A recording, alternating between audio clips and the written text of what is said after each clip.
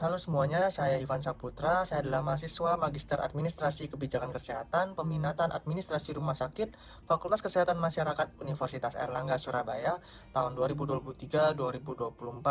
Nah, pada kesempatan kali ini saya akan menjelaskan mengenai Decision Support System pada salah satu usulan program yaitu anjungan Customer Care di rumah sakit. Nah, rumah sakit yang akan saya jelaskan ini adalah rumah sakit swasta dengan didominasi 75% oleh pasien-pasien BPJS Kesehatan. Nah, kendalanya adalah seringkali BPJS mengeluarkan kebijakan-kebijakan entah itu kebijakan yang baru atau perubahan kebijakan dari yang sebelumnya. Kebijakan-kebijakan BPJS ini seringkali membingungkan pasien dan menyebabkan pasien komplain. Perawat seringkali harus memberikan penjelasan kepada pasien berulang kali dan menghabiskan banyak waktu, sehingga waktu tunggu pelayanan di rawat jalan untuk pasien yang lain menjadi semakin lama. Hal ini juga dapat menyebabkan pasien yang lain pun komplain. Di rumah sakit ini memiliki jumlah staf admisi yang terbatas, yaitu terdiri dari 3 orang staf pendaftaran, 2 orang staf front office, sedangkan belum ada petugas customer care. Jumlah perawat pun juga terbatas, yaitu 1 orang per kliniknya. Berdasarkan data pada bulan Agustus tahun 2024, didapatkan waktu tunggu di rawat jalan sebesar 80 menit. Sementara itu telah jelas bahwa standar waktu tunggu rawat jalan adalah kurang dari 60 menit. Tujuan dari DSS ini adalah untuk membantu rumah sakit dalam menjawab masalah pasien hingga mampu meningkatkan efisiensi kinerja SDM dan meningkatkan kualitas pelayanan dari rumah sakit. Lalu manfaatnya yaitu untuk meningkatkan kepuasan pasien dan menurunkan komplain pasien, yang secara tidak langsung juga akan menurunkan waktu tunggu pelayanan dengan menggunakan inovasi dari ECRM.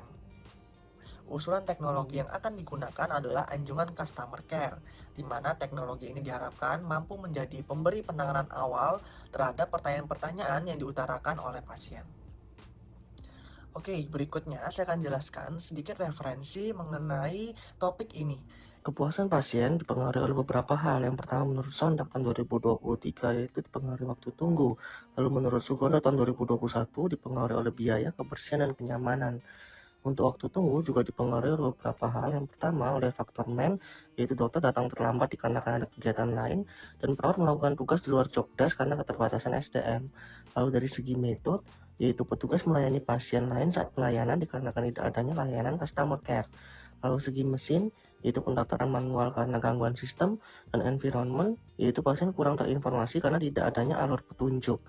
Nah, DSS kali ini yaitu menyangkut tidak adanya layanan customer care, maka diusulkan adanya anjungan customer care dengan menggunakan ECRM. Menurut Wikanti dan Irawan pada tahun 2019, ICRM atau Electronic Customer Relationship Management seperti halnya anjungan customer care ini mampu untuk meningkatkan loyalitas pasien dan kualitas pelayanan dari rumah sakit.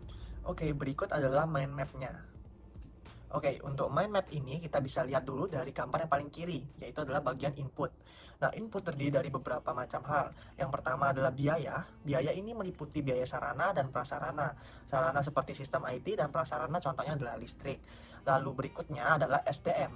SDM terdiri dari IT, jadi yang membuat program atau sistem dari anjungan customer care.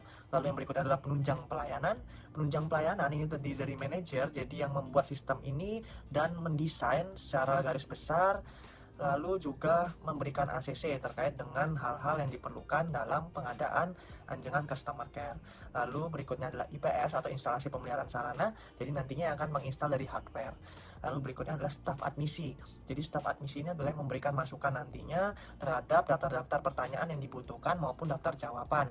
Selain staf admisi, sebenarnya juga dari manajer-manajer lainnya juga bisa memberikan masukan kepada dari IT yang akan membuat dari program atau sistem dari anjungan customer care. Nah, yang berikutnya inputnya adalah sistem IT itu sendiri. Lalu berikutnya adalah data. Data ini dapat berupa daftar pertanyaan dan daftar jawaban yang dibutuhkan. Nah, berikutnya yaitu adalah user. Jadi user ini adalah di tempat pendaftaran pasien atau yang kita singkat dengan TPP, dan front office atau FO. Nah, TPP dan FO ini mungkin kita bisa singkat aja menjadi staf admisi ya. Jadi user memang yang nantinya juga akan memberikan masukan kepada pihak IT untuk daftar pertanyaan maupun daftar jawaban. Lalu dari user ini juga akan membantu apabila anjungan customer care tidak bisa memberikan jawaban secara pasti ataupun secara lengkap kepada pasien. Nah, pasien yang mendatangi anjungan customer care akan memberikan inputan kepada anjungan customer care berupa kategori pertanyaan yang diinginkan oleh pasien. Tentunya, pertanyaan pasien ini beraneka ragam, bisa FAQ atau Frequently Asked Question, non-FAQ, ataupun tidak ada di dalam kategori pertanyaan yang disiapkan oleh anjungan customer care. Nah, apabila pasien memberikan pertanyaan berupa FAQ, maka pertanyaan tersebut akan dijawab secara lengkap oleh anjungan. Namun apabila pertanyaan tersebut termasuk kategori non-FAQ, maka anjungan akan memberikan jawaban yang singkat dan akan mengarahkan pasien ke admisi apabila pasien merasa belum jelas. Lalu, bagaimana dengan pertanyaan-pertanyaan pasien tidak ada di dalam kategori yang disediakan? Maka, anjungan memberikan kesempatan kepada pasien untuk menuliskan atau mengetikkan free text pertanyaan-pertanyaan ke anjungan. Lalu, anjungan akan memberikan jawaban yaitu pengarahan ke staf admisi, sehingga pasien akan pergi ke staf admisi untuk bertanya. Nah, setelah pasien menggunakan anjungan customer care dan terlayani, maka waktu tunggu diharapkan dapat menurun, sehingga komplain pasien pun dapat menurun dan kepuasan pasien diharapkan dapat meningkat. Nah, setelah adanya output, maka kita memerlukan evaluasi secara berkala. Yang pertama yaitu evaluasi kepuasan pasien yang biasa kita dapatkan dari kuesioner. Hal ini diharapkan dapat memberikan feedback yaitu berupa perbaikan faktor-faktor yang lain apabila dirasa masih kurang. Yang berikutnya yaitu evaluasi waktu tunggu yang diharapkan dapat memberikan feedback yaitu perbaikan faktor lain juga. Yang berikutnya yaitu evaluasi penggunaan anjungan customer care yang berasal dari anjungan itu sendiri. Nah, feedback yang diharapkan yaitu dari segi sistem IT dan data-data pertanyaan, terutama yaitu pertanyaan-pertanyaan yang memang tadi non-categorical, yang tidak disediakan oleh anjungan. Nah, perlu saya ingatkan kembali di dalam influence diagram ini bahwa anjungan customer care diharapkan dapat menurunkan waktu tunggu rawat jalan, kemudian menurunkan angka komplain pasien, dan dapat meningkatkan kepuasan pasien rawat jalan. Tidak hanya itu, kepuasan pasien juga bisa didapatkan dari adanya penurunan angka komplain pasien.